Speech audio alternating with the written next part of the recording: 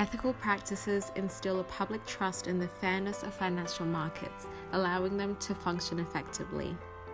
However, the uncovering of the Panama and Paradise Papers, numerous banking scandals, as well as the financial crisis of 2008 pushed the boundaries of unethical practices, effects of which were felt across the world, where economic activity was impacted and even inhibited as a result of these scandals. There are many reasons why ethical violations occur. Sometimes they become the norm because everybody's doing it.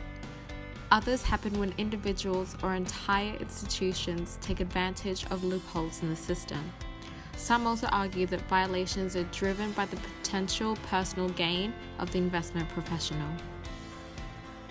In our tutorial session, we explored the topics of morality in markets as well as business culture in banking.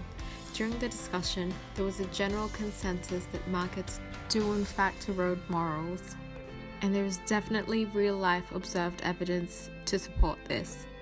Certain characteristics of markets, such as bargaining, negotiation, and competition, may divert attention from possible adverse consequences and moral implications of trading.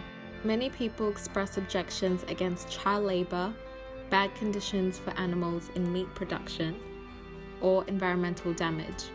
At the same time, they seem to ignore the moral standards when acting as market participants when they're searching and buying the cheapest electronics, fashion, or food, and thereby consciously or subconsciously creating the undesired negative consequences to which they generally would object.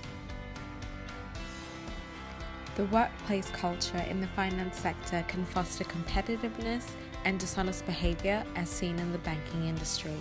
But cultural norms can also lead to groupthink, as we observed during the global financial crisis. Groupthink can present itself as social pressure to accept the particular conceptual framework of the peer group. In the case of the housing bubble, the idea was that housing prices would always go up. Within that convention, smart, experienced people could not process the observations which contradicted this prevailing wisdom.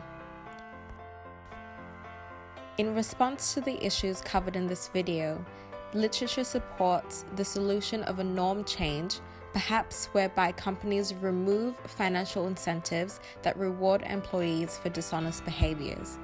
It is important to stress the significance of the chain of responsibility, as it's crucial for governments, institutions, executives, consumers, and so on to be aware of their collective duty to operate on an ethical foundation.